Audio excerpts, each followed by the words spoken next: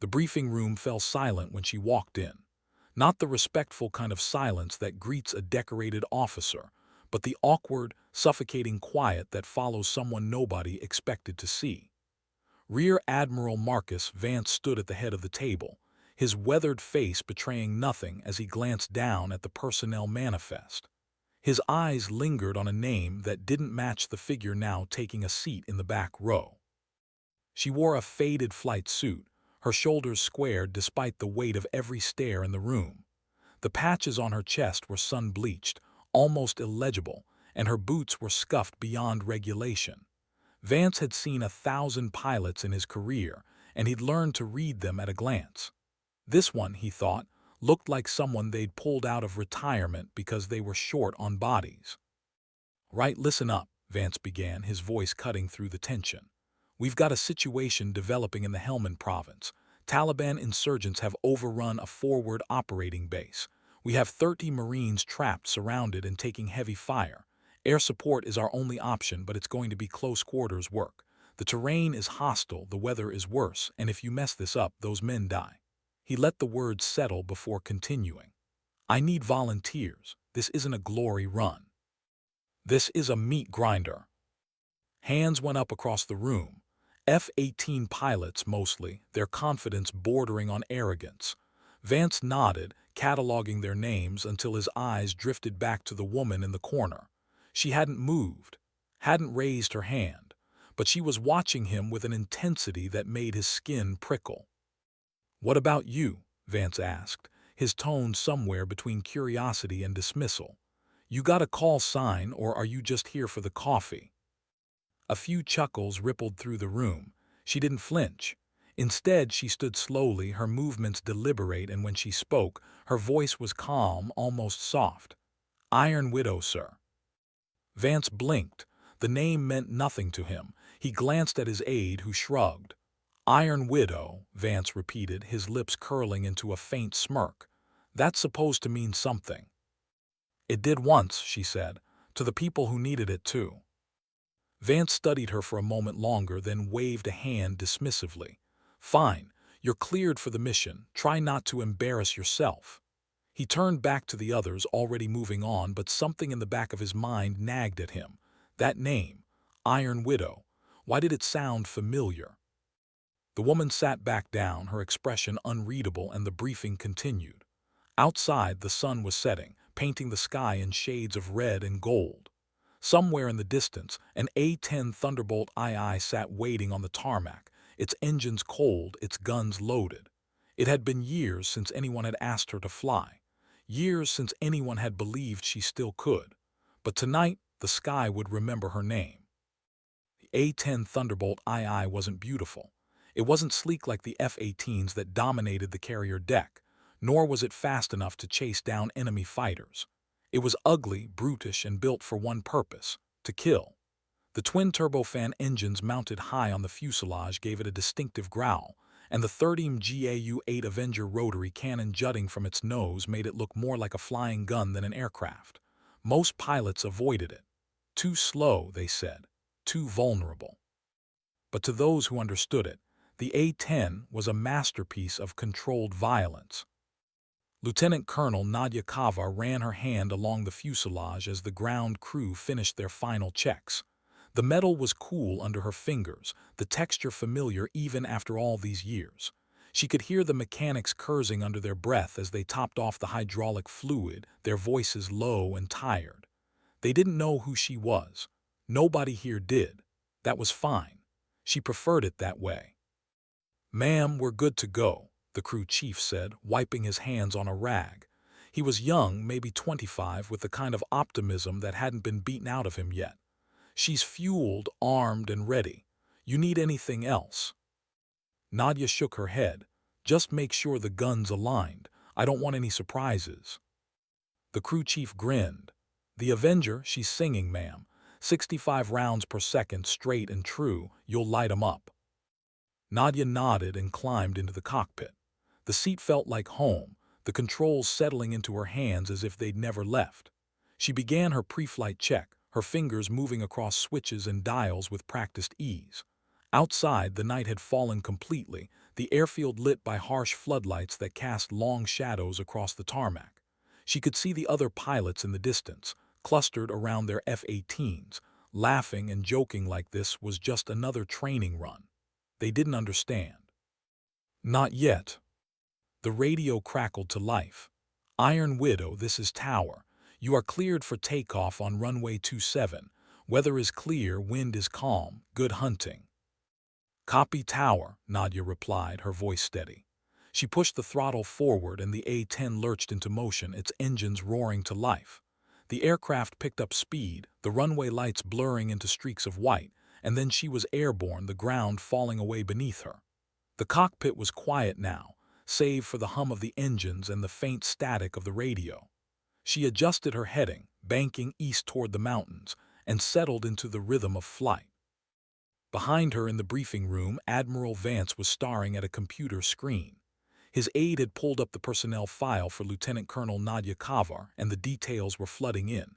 Distinguished Flying Cross, Silver Star, 300 combat missions over Iraq and Afghanistan, and a call sign that had once been whispered with reverence by Marines on the ground, Iron Widow. Vance's smirk faded. He leaned back in his chair and muttered, "Oh, hell." The mountains rose like jagged teeth against the horizon, their peaks dusted with snow that glowed faintly in the moonlight. Nadia flew low, hugging the terrain, her eyes scanning the landscape below. The briefing had been clear. The Marines were pinned down in a valley, surrounded on three sides by Taliban fighters. The insurgents had mortars, heavy machine guns, and RPGs. It was a kill zone, and every second that passed brought the Marines closer to being overrun. Iron Widow, this is Overlord. Do you copy? The voice on the radio was clipped, professional, but Nadia could hear the strain beneath it. Overlord, this is Iron Widow. I copy. What's the situation? We have 30 Marines in the valley, grid coordinates Foxtrot 73. They're taking heavy fire from the north, east, and west. We've lost contact with 2 of their squads. They need close air support, and they need it now. Nadia checked her instruments, calculating the distance. ETA 3 minutes. What's the threat level? High, reports of multiple anti-aircraft emplacements. They're expecting us. Copy that, Nadia said, her voice calm. She reached down and flipped a switch, arming the Avenger. The gun spun up with a low, mechanical whine, and the cockpit vibrated slightly. She could feel the weight of the ammunition beneath her, each round designed to punch through armor like it was paper. This was what the A-10 was built for. This was what she was built for. The valley came into view, a dark scar cutting through the mountains. Nadia could see the flashes of gunfire, the bright orange bursts of mortar rounds exploding against the hillside. The Marines were dug in behind a low ridge, their position marked by the faint glow of infrared strobes that only she could see through her night vision. Surrounding them were the insurgents, their muzzle flashes creating a ring of fire that tightened with every passing moment. Iron Widow, this is Reaper 16. We are in contact and taking casualties. Where the hell is our air support? Nadia keyed the mic. Reaper 16, this is Iron Widow. I'm 30 seconds out. Mark your position and keep your heads down. There was a pause, then a voice came back, younger this time, cracking with fear. Iron Widow, who the hell is Iron Widow? Nadia didn't answer. She banked hard to the left, dropping altitude, and the A-10 screamed down into the valley. The insurgents saw her coming. Tracer rounds arced up from the hillside, bright lines of death cutting through the darkness. Nadia ignored them. She focused on the target, her finger hovering over the trigger, and then she squeezed. The Avenger roared to life. It wasn't a sound so much as a physical force, a deep, guttural bellow that shook the air and rattled the bones of everyone who heard it. The 30 rounds tore into the hillside, chewing through rock and flesh with equal indifference. Nadia held the trigger for 3 seconds, stitching a line of destruction across the insurgent positions, and then she pulled up, climbing steeply as explosions blossomed below. Target destroyed, she said calmly, her voice betraying none of the adrenaline coursing through her veins. Reaper 16, what's your status? Holy shit, the Marine gasped.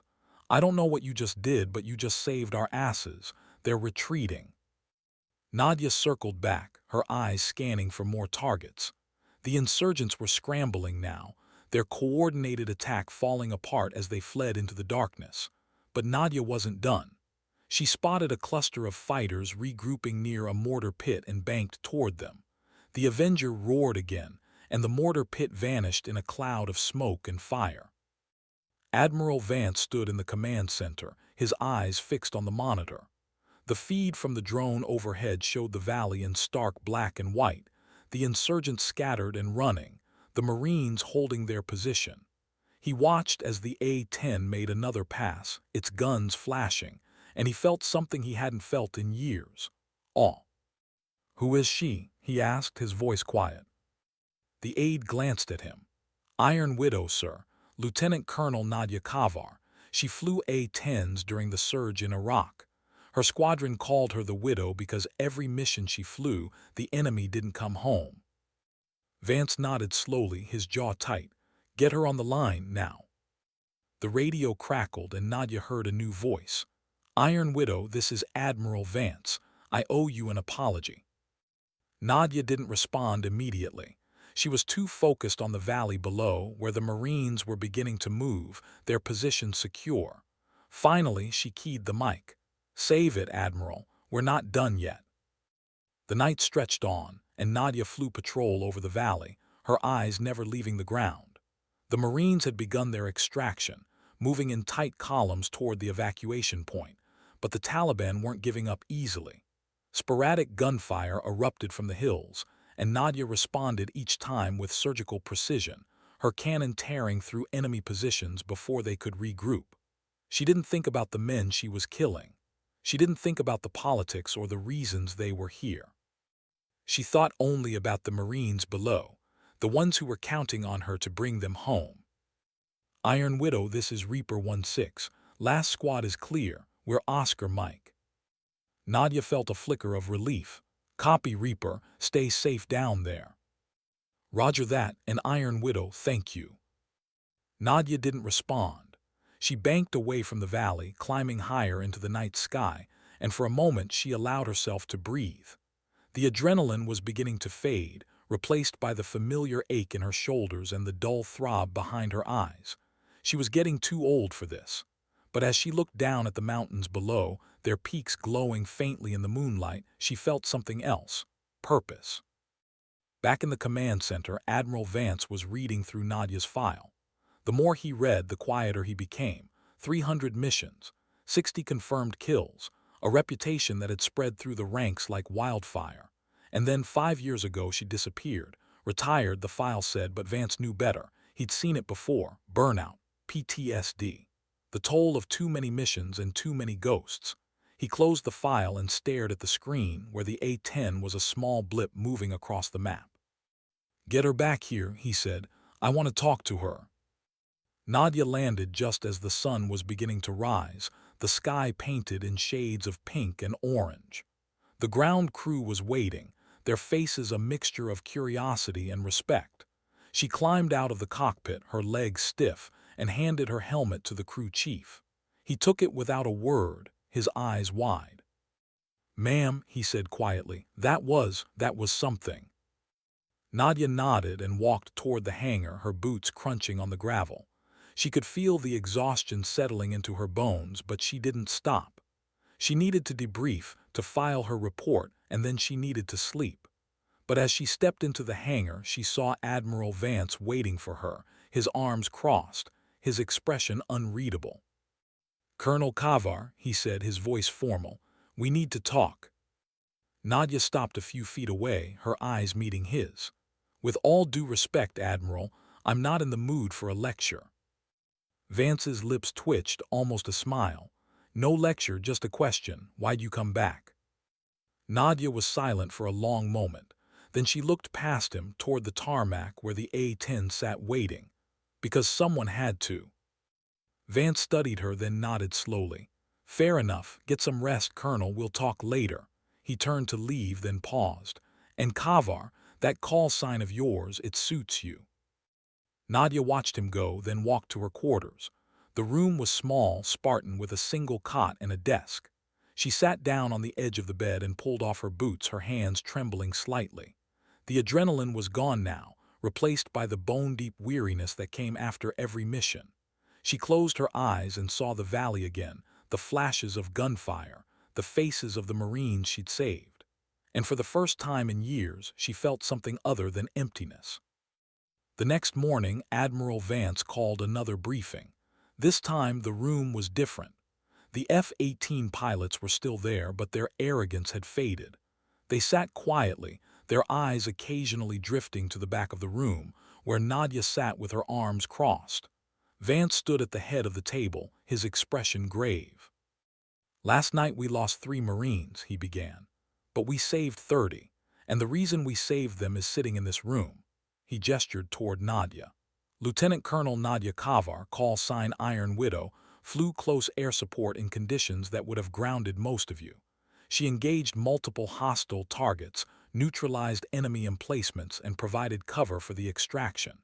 She did it alone in an aircraft most of you wouldn't touch, and she did it flawlessly. The room was silent. Vance let the words hang in the air before continuing. "I want you to understand something. This isn't a competition. This isn't about who has the fastest jet or the coolest call sign. This is about getting the job done and bringing our people home. Colonel Kavar understands that. I suggest you all take notes." Nadia didn't react. She sat perfectly still, her face expressionless, but inside something stirred. Respect.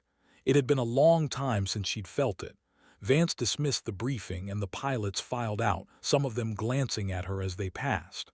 One of them, a young lieutenant with a cocky grin, stopped in front of her.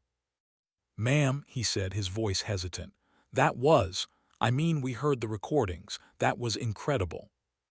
Nadia looked up at him, her eyes hard. "It was necessary." The lieutenant nodded and left, and Nadia was alone again. She stood and walked to the window, looking out at the airfield. The A-10 was being refueled, its engines silent, its guns reloaded. She thought about the Marines in the valley, the ones who were alive because she'd been there. She thought about the ones who hadn't made it. And she thought about the sky, vast and endless, waiting for her to return. Admiral Vance found her there an hour later. He didn't say anything at first, just stood beside her, looking out at the same view. Finally, he spoke. "You know, I almost didn't let you fly." Nadia glanced at him. "Why didn't you?" "Because I thought you were washed up, past your prime. I thought you'd be a liability." He paused. "I was wrong." Nadia turned back to the window. "We all make mistakes, Admiral." Vance chuckled, a low, rumbling sound. "That we do, but I don't intend to make this one again. I'm putting you on the roster for the next mission, and the one after that. Until this thing is over, you're flying." Nadia felt something tighten in her chest. "And if I say no?" Vance looked at her, his expression serious. "Then 30 Marines died for nothing, and the next time we need someone like you, there won't be anyone to call." He turned and walked away, leaving Nadia alone with her thoughts. The missions came one after another, each one more dangerous than the last. Nadia flew through sandstorms and thunderstorms, through daylight and darkness, always alone, always in the A-10. She became a ghost, a legend whispered among the troops on the ground. They didn't know her face, didn't know her story, but they knew her call sign, Iron Widow. And when they heard it over the radio, they knew they were going to live. The other pilots began to watch her differently. The mockery was gone, replaced by something deeper, respect. They studied her tactics, her movements, the way she handled the A-10 like it was an extension of her own body. Some of them tried to emulate her, but they couldn't. She had something they didn't, something that couldn't be taught. She had experience. She had scars, and she had nothing left to lose. One night after a particularly brutal mission, Nadia sat alone in the hangar, cleaning her flight suit. The fabric was stained with sweat and hydraulic fluid, the patches barely recognizable. She heard footsteps behind her and looked up to see one of the F-18 pilots, a woman named Lieutenant Ava Reyes. Reyes was young, maybe 30, with sharp eyes and a confidence that bordered on reckless. "Mind if I sit?" Reyes asked. Nadia shrugged and Reyes sat down on the bench beside her. For a moment, neither of them spoke.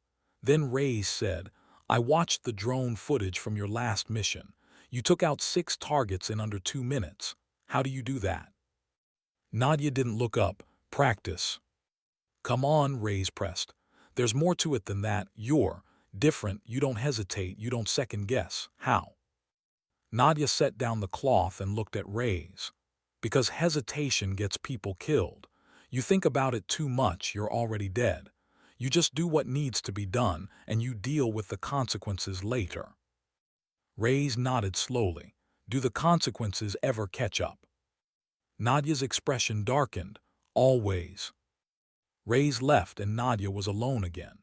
She finished cleaning her suit and walked back to her quarters, the weight of the day pressing down on her. She lay on her cot, staring at the ceiling, and thought about the question Reyes had asked. Do the consequences ever catch up? Of course they did. Every mission, every kill, every life saved came with a cost.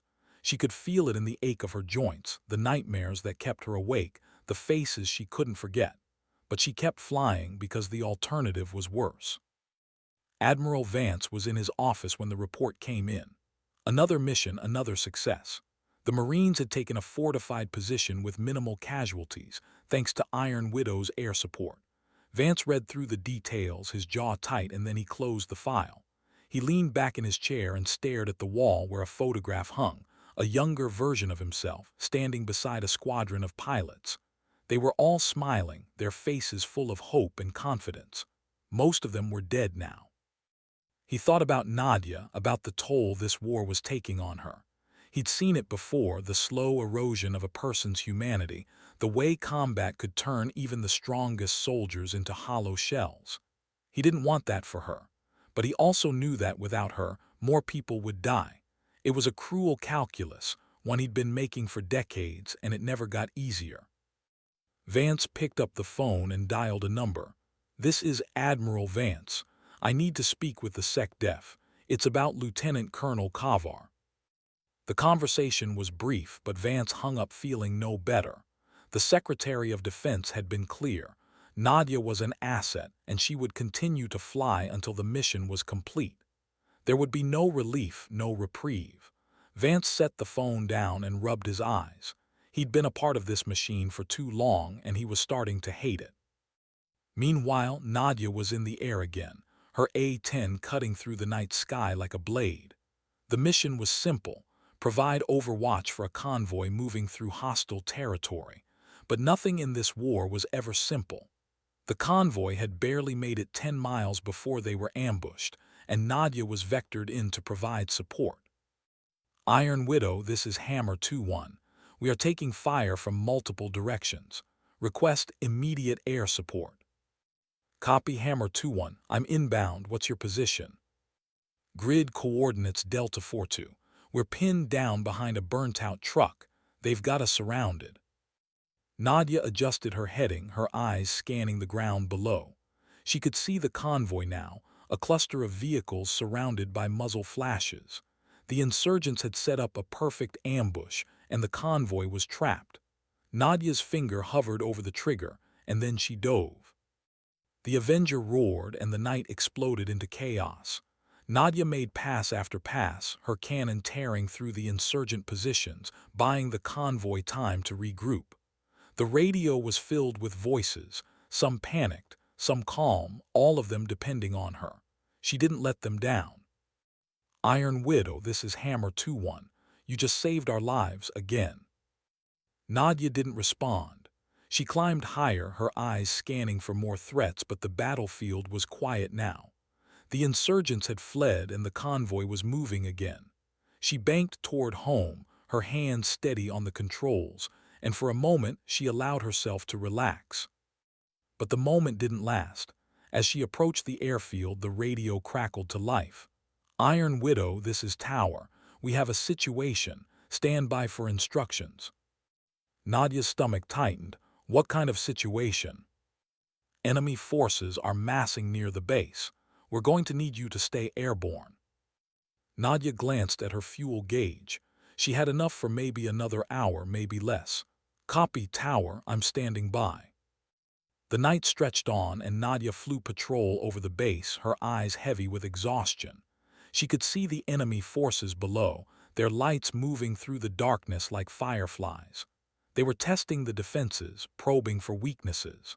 Nadia waited, her finger on the trigger, ready to respond. And when they finally made their move, she was there. The battle was over before it began. Nadia's cannon shredded the enemy positions and the insurgents scattered into the desert. The base was safe and the Marines below cheered, their voices echoing across the radio. But Nadia didn't cheer. She was too tired, too numb. She landed just as the sun was rising, her hands shaking, her vision blurred. The ground crew rushed to meet her, but she waved them off. She needed to be alone. Admiral Vance found her in the hangar, sitting on the floor with her back against the A-10. He didn't say anything, just sat down beside her. They stayed like that for a long time, the silence between them heavy with unspoken words. Finally, Vance spoke. "You can't keep doing this, Kavar." Nadia didn't look at him. "Why not?" "Because it's killing you." Nadia laughed, a bitter, hollow sound. "I've been dead for years, Admiral. This is just maintenance." Vance shook his head. "You're not dead, you're just tired, and you're not alone." He stood and offered her his hand. "Come on, let's get you some food." Nadia stared at his hand for a moment, then took it. He pulled her to her feet, and together they walked out of the hangar, into the light of a new day. The weeks turned into months and Nadia continued to fly. Each mission was a test, each battle a reminder of how fragile life was. But something had changed. The other pilots no longer avoided her. They sought her out, asking for advice, sharing stories, treating her like one of their own. And slowly, almost imperceptibly, Nadia began to feel like she belonged again. One evening, after a particularly grueling mission, the squadron gathered in the mess hall for a rare moment of downtime. Someone had managed to scrounge up a bottle of whiskey, and they passed it around, toasting to their victories and mourning their losses. Nadia sat at the edge of the group, nursing a glass, and listened as the stories flowed.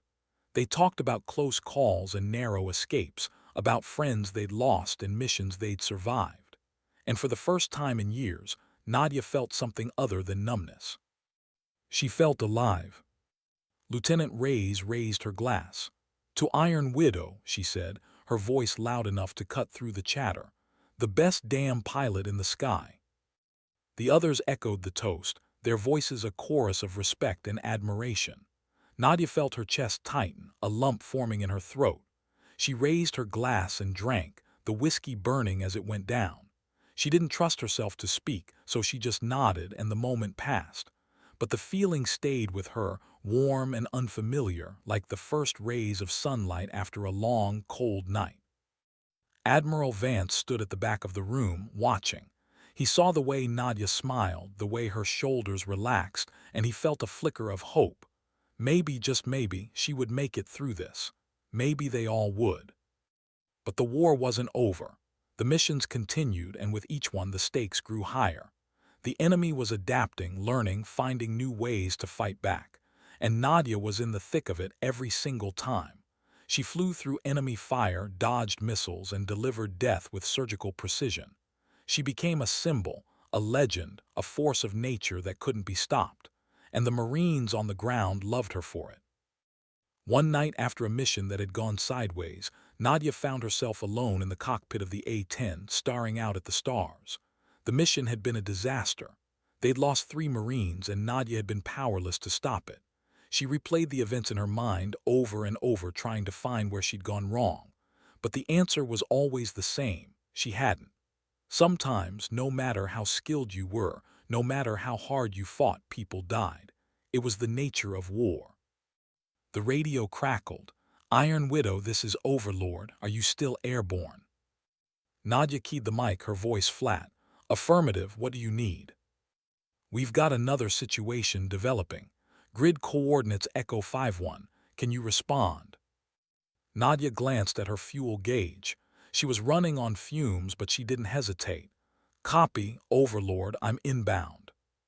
She pushed the throttle forward, and the A-10 roared to life. The stars blurred above her and the ground raced by below. She didn't think about the fuel or the exhaustion or the weight pressing down on her chest. She thought only about the mission, about the people who were counting on her.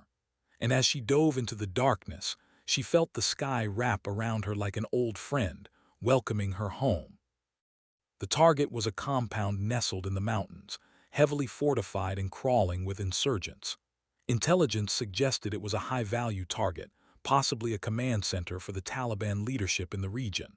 The mission briefing had been clear: neutralize the compound, minimize collateral damage, and extract before reinforcements arrived.